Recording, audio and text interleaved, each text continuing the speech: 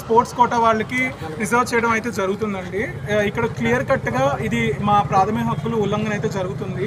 మా ఆపర్చునిటీ అనేది పోతుంది. ఎవరైతే ఇప్పుడు ఈ నోటిఫికేషన్కి ఫ్రెష్గా అప్లై చేసుకుంటారో ఫస్ట్ ఆ రూస్టర్ విధానం చూసే అప్లై చేస్తారు. వాళ్ళకి ఆ రూస్టర్ విధానం చూడంగానే మాకు పోస్టులు లేవు అని చెప్పి అక్కడే ఆగిపోతున్నారు.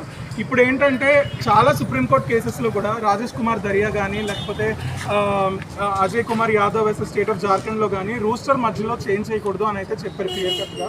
ఇప్పుడు ఒకవేళ గవర్నమెంట్ ఏపీఎస్సీ కనుక రూస్టర్ విధానం మధ్యలో చేంజ్ చేసినా సరే అది మాకు నోటిఫికేషన్ పూర్తిగా రద్దయ్యే అవకాశం ఉంది. కోర్టు రేపు మెయిన్స్ ఎగ్జామ్ జరిపినా సరే. సో ఏ విధంగా చూసుకున్నా సరే మాకు అన్యాయం అయితే జరుగుతుంది. ముందుగా వెనక్గా ఉన్నట్టు పరిస్థితులు ఉన్నాయి. 23న ఎగ్జామ్ పెట్టుకొని రోడ్లు ఎక్కాల్సిన పరిస్థితి ఉంది మాకు. ఏపీఎస్సీ నోటిఫికేషన్ రావడానికి రోడ్లు ఎక్కాల్సి వస్తుంది.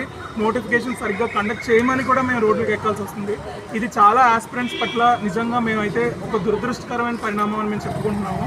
ఈ విషయాన్ని గవర్నమెంట్ సత్వరం పరిష్కరించి రూస్టర్ విధానం కండక్ట్ చేసి ఏ కోర్టు కేసెస్ ఏ లీగల్ కేసెస్ ఇంప్లికేషన్ లేకోకుండా గ్రూప్ 2 విద్యార్థులకైతే న్యాయం చేయాలని ఉంది. ఇది ఒక గ్రూప్ 2 విషయంలోనే కాదండి, గ్రూప్ 1 విషయంలో డిప్యూటీ డిఓ నోటిఫికేషన్లో ఫారెస్ట్ రిజర్వ్ ఆఫీసర్ నోటిఫికేషన్లో కూడా ప్రతి నోటిఫికేషన్లో రూస్టర్ విధానం అయితే తప్పుగా ఇస్తుంది.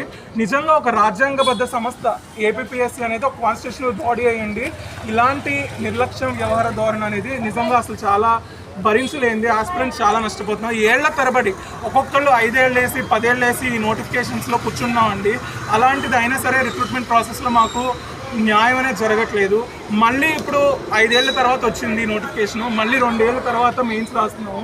7 ఏళ్ళు అయింది. పూర్తిగా రిజల్ట్ వచ్చి మాకు ఉద్యోగం చేతిలోకి వచ్చేసరికి ఎన్నేళ్ళు పడుతుంది.